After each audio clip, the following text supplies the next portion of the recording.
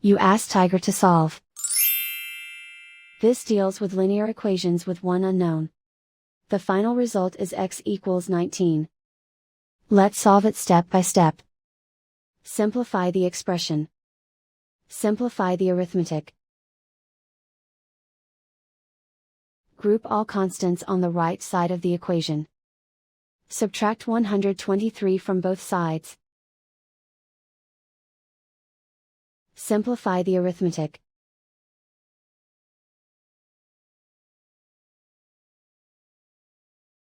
Isolate the x.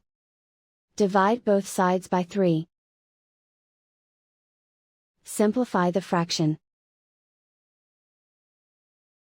Find the greatest common factor of the numerator and denominator.